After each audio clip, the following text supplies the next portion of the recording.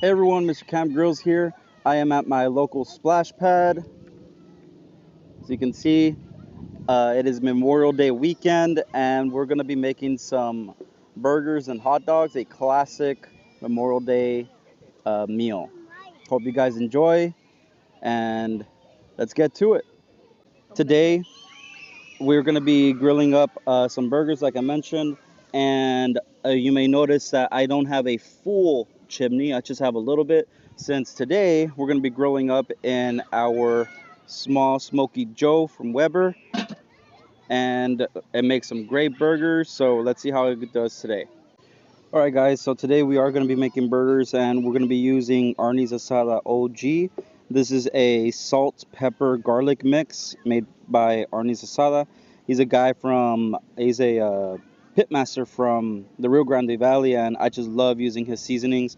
They are super delicious. This is going to be for my wife because she loves OG for her burgers.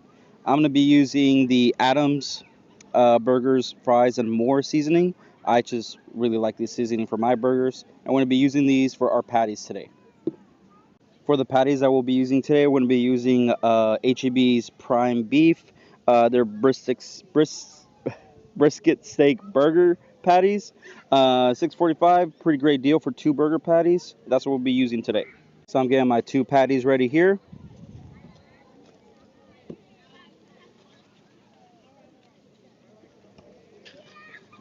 Using the Arnie's Asada for one of the patties.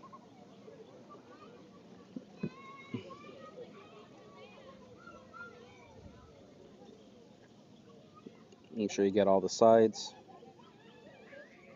because why not? And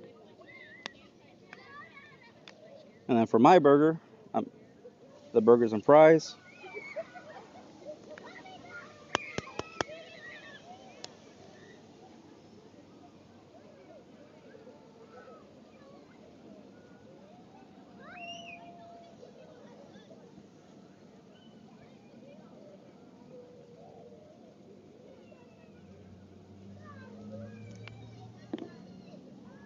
Since these patties are being cooked over a fire grill, it may look like a lot of seasoning, but you need a lot of seasoning because a lot of it's going to fall off anyway while it's uh, cooking on the grill.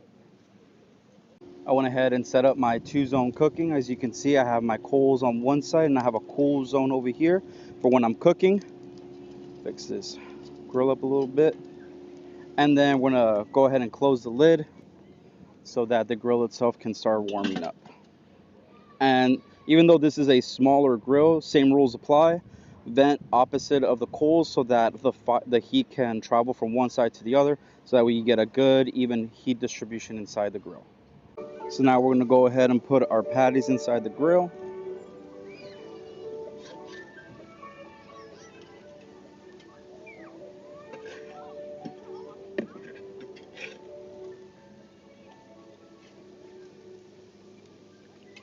Now we're going to be putting them directly over the coals, and then we're going to go ahead and close it, because if we leave it open for too long, we're going to start getting some high sizzling, and it could cause a really big fire very quickly, because these are a bit of a fattier patty.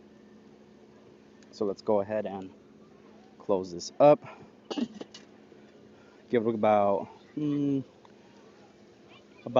minutes, and then we're going to go ahead and flip them after that. So it's been about 2 minutes already, so let's go ahead and see how our burgers are looking. Ooh. Let's give them a good flip. And you can hear that sizzle.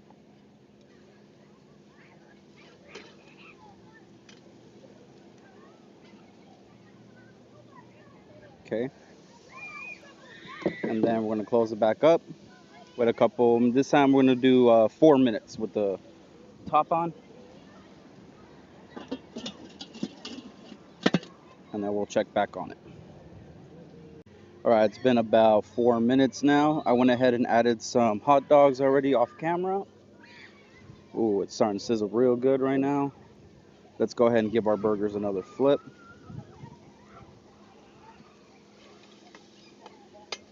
Now, when it comes to burgers, I know some people like theirs with a little bit of pink in the middle. Um, this is the one time when it comes to meat that I don't like that. I like my burgers well done just because I don't want to run the risk of getting somebody sick. But I'm gonna try to go to at least get some well done and then get some hot dogs ready for my daughter so that we can all enjoy our meal. So now we're back. See, so this is what happens when you leave it uncovered for too long. You get a really good sizzle. But I purposely left it open mainly because I want to get some really good grill marks. Like I said, I had some hot dogs earlier that I put in here already.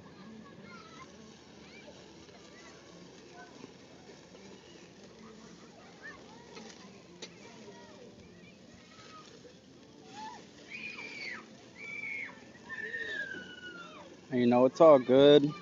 If you keep flipping it, they won't get burnt. And if it gets too hot, you could always move them off to the side, which is the biggest benefit of the two-zone cooking.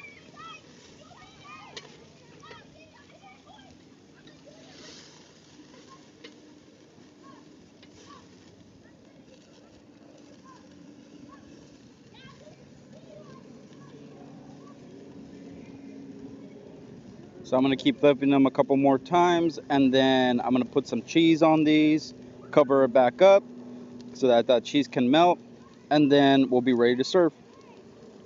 Okay, so our burgers are ready. As you can see, the cheese is nice and melted on top. And then we're gonna go ahead and take this burger out. We're gonna start with the smaller one, and then place it on our bun. And then we're gonna go ahead and be done here. Thanks for watching.